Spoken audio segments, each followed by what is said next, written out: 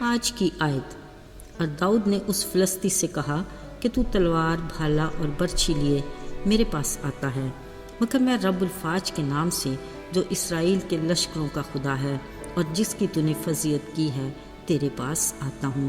پہلا ساموئیل 17واں باب 45ویں آیت۔ عزیزو، جنگ و جدل کے سلسلے صدیوں پرانے ہیں، جس میں وقت کے ساتھ جدت آتی گئی۔ تاریخ سے پتہ چلتا ہے کہ پہلے پہل ہاتھیوں اور گھوڑوں پر بیٹھ کر تلواروں، نیزوں اور تیر کمانوں سے مقابلے ہوتے تھے اور جنگ کے فیصلے میدان جنگ ہی میں ہو جاتے تھے۔ پھر وہ وقت بھی آیا، میدان جنگ میں دونوں طرف کی فوجیں آمنے سامنے صف آرا ہوتی، دونوں طرف سے ایک ایک سورما نکلتا، آپس میں تلواروں سے لڑتے، اور جس طرف کا سورما مارا جاتا وہ فوج شکست کھا جاتی۔ پھر جو معاہدہ ہوتا اسی سے جنگ کا فیصلہ ہو جاتا تھا۔ مگر نئے دور کی جنگ نہایت خطرناک صورت اختیار کر گئی ہے۔ بم دھماکے، میزائل اور انواع اقسام کی بندوقیں اور نہ جانے کیا کیا، جس کی بدولت میدان جنگ خوفناک صورت اختیار کر گیا ہے۔ آنکھ چپکتے بستیاں تباہ ہو جاتی ہیں اور شہر اجڑ جاتے ہیں، لاتعداد سپاہی شہید ہو جاتے اور بے گناہ شہری اپنی جان سے ہاتھ دھو بیٹھتے ہیں۔ پھر بعد از جنگ نقصان کا اندازہ لگانا ہی خوفناک صورت ہے۔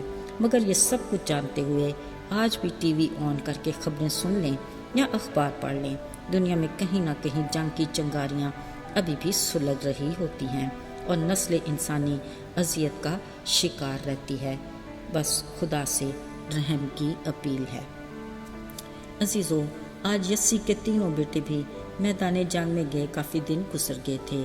یہ ساؤل بادشاہ کی فوج میں تھے اور ان دنوں اسرائیلی فوج اپنے دشمن فلسطینیوں سے جنگ کے لیے ایلا کی وادی میں خیمہ زن تھے۔ ایک دن نہ جانے کیا سوچتے باپ کی فکر بڑھی تو اس نے اپنے چھوٹے بیٹے داؤد سے کہا، بیٹا کچھ کھانے پینے کا سامان لے کر لشکرگاہ میں جاؤ اور اپنے بھائیوں کا حال دریافت کرو۔ پریشان حال باپ کی باتیں نوجوان داؤد کے لیے بڑی خوش کن تھیں۔ شاید یہ اس کی زندگی میں پہلا موقع تھا کہ وہ میدان جنگ کا منظر دیکھ سکے گا۔ اسی خوشی میں وہ اگلے دن صبح سویرے اٹھا، اپنی بھیڑ بکریوں کی ذمہ داری ایک نگہبان کو دی اور باپ کے حکم کے مطابق روانہ ہو گیا۔ لشکرگاہ پہنچ کر اپنے بھائیوں سے خیر و عافیت پوچھی۔ ابھی وہ باتیں کر ہی رہا تھا کہ اس نے ایک گرجدار للکار سنی۔ یہ پہلوان جات کا فلسطی تھا جس کا نام جولیت تھا۔ جیسے ہی وہ فلسطی صفوں سے نکل کر آیا اور اسرائیلی قوم کی فضیلت کرنے لگا، اسرائیلی مرد اس شخص کو دیکھ کر بھاگے اور بہت ہی ڈر گئے۔ یہ صورتحال نوجوان داؤد کے لیے انتہائی حیران کن تھی۔ پھر کسی نے اسے بتایا کہ یہ 40 دن ہو چلے یہ پہلوان اسی طرح للکارتا ہے، مگر اسرائیلی فوج میں کوئی نہیں جو اس کا مقابلہ کر سکے۔ اگرچہ ساؤل بادشاہ نے کہا بھی ہے کہ جو اس کو مار ڈالے گا بادشاہ اسے بڑی دولت سے نہال کرے گا اور اپنی بیٹی سے اس کا بیاہ بھی کرے گا اور اس کے باپ کے گھرانے کو اسرائیل کے درمیان سے آزاد کر دے گا۔ عزیزو، یہ باتیں اس جوان داؤد کے لیے بڑی دلکش اور پرکشش ہونی چاہیے تھیں، مگر اس نے انہیں نظر انداز کر کے کہا، یہ نامختون فلسطی ہوتا کون ہے جو زندہ خدا کی فوجوں کی فضیلت کرے؟ سو سارے لشکر میں داؤد کی باتیں ہونے لگیں اور بالآخر ساؤل بادشاہ تک جا پہنچی تو اس نے اس جوان کو بلا بھیجا۔ داؤد نے بڑی جرأت سے ساؤل بادشاہ سے کہا کہ اس شخص کے سبب سے کسی کا دل نہ گھبرائے، تیرا یہ خادم جا کر اس فلسطی سے لڑے گا۔ ساؤل نے اسے دیکھا تو کہا، تو محض ایک لڑکا ہے اور وہ جنگی مرد ہے۔ تب داؤد نے ساؤل کو جواب دیا کہ تیرا خادم اپنے باپ کی بھیڑ بکریاں چراتا ہے۔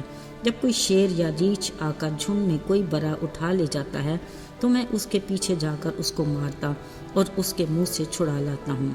یقیناً یہ نامختون فلسطی ان میں سے ایک کی مانند ہوگا، اس لیے کہ اس نے زندہ خدا کی فوجوں کی فضیلت کی ہے۔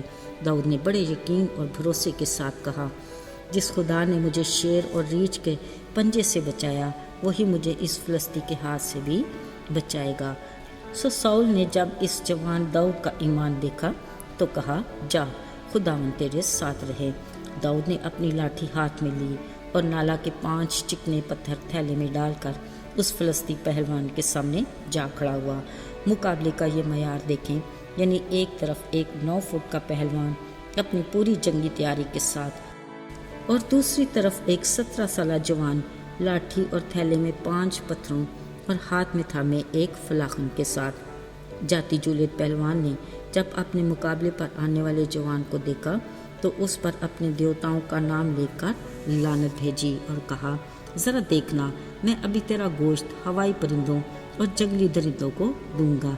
इसके जवाब में दाऊद ने बड़ी खूबसूरत बात कही कि तू तलवार, भाला और बर्छी लिए हुए आता है, पर मैं रब्बुल फाज के नाम से तेरे पास आता हूँ, जो इस्राएल के लश्करों का खुदा है। अब देख, मैं तेरा सर तन से जुदा करके तेरे लश्कर की लाशें परिंदों और दरिंदों को दूंगा, ताकि दुनिया जान ले कि इस्राएल में फ़कत एक ही खुदा है। ऐन उसी लम्हे दाऊद ने एक पत्थर लेकर फलाखन में रखा और फ़लस्ती पहलवान के माथे का निशाना लिया और वो ज़मीन पर आ गिरा। दाऊद ने उसी की तलवार म्यान से खींचकर उसका सर तन से जुदा कर दिया। सो अजीज़ों, चंद ही लम्हों में इस बड़ी और तवील जंग का फ़ैसला हो गया, क्योंकि दाऊद के ईमान के मुताबिक ये जंग खुदा की थी। उसी ने दुश्मन को उसके हाथ में किया। दाऊद के थैले में 5 चिकने पत्थर थे, यानी खुदा की गैरत, ईमान, मोहब्बत, वफादारी और रास्तबाजी। अजीज़ों, बिलाशुबा दाऊद को खुदा के नाम की गैरत थी, मगर इसी गैरत के सिर्फ एक पत्थर ने उस पहलवान को उसकी राह से हटा दिया। अजीज़ों, याद रहे, आज के दौर में हमारी ज़िंदगी में भी बहुत सारे जाती जूलियत हैं जो बतौर मसीही हमें किसी न किसी बात में यीशु की नाम की गैरत दिलाते हैं। अगर दाऊद की तरह हम भी ये जान लें कि हमारी ये जंग खुदा की है, तो यकीनन हम खुदा की गैरत, मोहब्बत, वफादारी, ईमान और रास्तबाजी के पत्थरों से अपने असली दुश्मन इब्लीस पर गालिब आ सकते हैं। आइए दुआ करें। आए आसमान और ज़मीन के खालिक व मालिक, तेरा शुक्र हो कि तू जिंदा खुदा है। फ़क़्त तू ही है जो बा इख्तियार है। हर शय तेरी मर्ज़ी के ताबे है। आसमानी बाप, हम कमज़ोर हैं, मगर इतना जानते हैं कि जब भी हम कमज़ोर पड़े, तेरी कुदरत हम पर छाई रही। हमारे ईमान को मजबूती अता कर और सदा हमें अपनी रफ़ाकत में रख। यीशु के नाम में मांगते हैं, आमीन।